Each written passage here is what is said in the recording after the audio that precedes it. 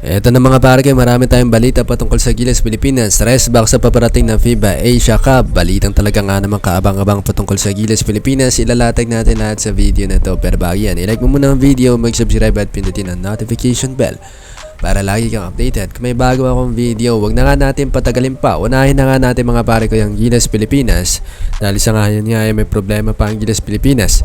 Mukhang nagdedelikado pa si Justin Brownlee sa paparating ng FIBA Asia.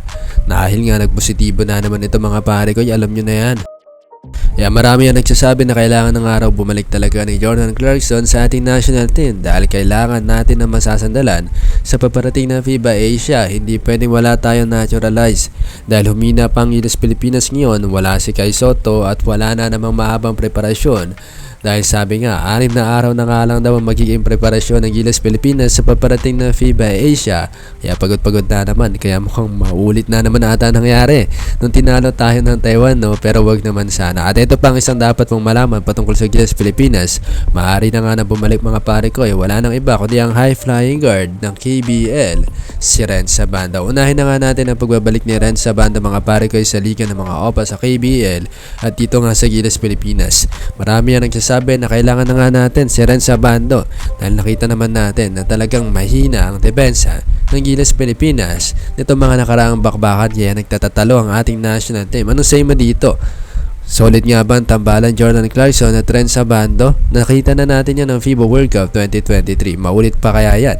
Kung gugustuhin yan mga pare koy ng mga management ang coach ng Gilas Pilipinas na Coach Tim Cone na ibalik si Renz Abando sa Gilas Pilipinas. Anong say mo dito? Kung ikaw ang papipiliin, kailangan pa ba si Renz Abando sa Gilas Pilipinas at itong si Jordan Clarkson? Para sa akin mga pare kayo, kailangan itong dalawang to, si Jordan Clarkson at Renz Abando. Magandang tambalan yung mga pare kayo sa paparating na FIBA Asia. Nakita na natin yan ng World Cup 2023. Grabe nga yung chemistry ni Renz Abando at ni JC doon. Yun nga mga pare kayo, nagdedelikado pa si Justin Brownlee at anong masasabi niya na nga rin sa magiging preparasyon na naman ng Gilas Pilipinas dahil mukhang tatapusin muna ang PBA bago ang magiging preparasyon ng Gilas Pilipinas sa paparating ng FIBA Asia. Nakangahulugan na 6 na araw o 1 week nga lang ang magiging preparation na naman ng ating national team. Well, hindi na bago yan. Dating gawin mga pare ko, ewan ko lang kung gagana yan. Dahil nga ang mga team sa FIBA Asia, nasala na nga lahat ng teams niyan. Sigurado nagpapalakas maging ang China, South Korea, Japan, Lebanon na tinalo nga tayo ng paulit-ulit. Kailangan talaga natin maghanda.